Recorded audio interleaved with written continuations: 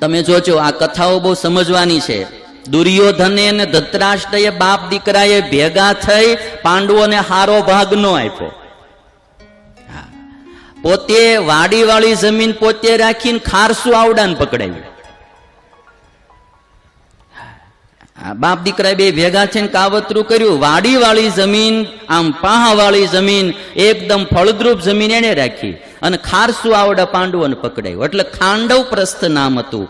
પણ જેને ભગવાન ભેગો રાખ્યો ને ભાઈ, એને દુર્યોધન કરતા પણ રાજભવન શ્રેષ્ઠ બન્યું. મહાભારતની કથા શીખવાડે છે.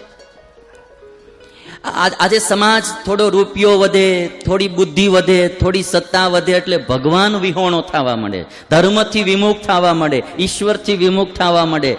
મારા બાપ આ મહાભારતની કથા શીખવાડે કે પાંડવોના જીવનનો એક લક્ષ્ય હતો, સુખ આવે કે દુઃખ પણ ભગવાનને છોડવાની.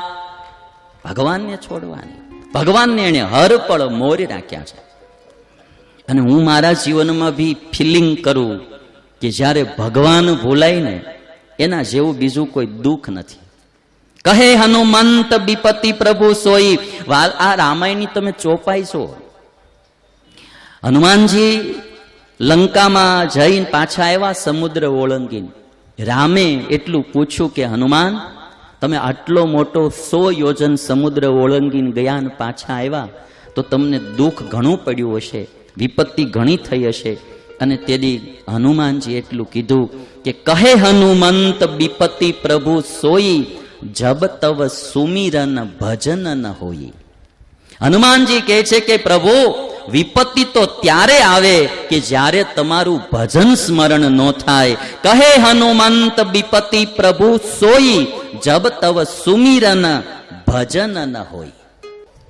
ઈશ્વરનું ભજન કરવામાં, ઈશ્વરની ભક્તિ કરવામાં ઇન્વેસ્ટમેન્ટ બિલકુલ નથી, પ્રોફિટ બહુ મોટો છે. માટે પાંડવોના જીવનમાંથી શીખીએ ભગવાનને મોર રાખવા. જે આપણા ઈષ્ટદેવ હોય એને મોર રાખવા.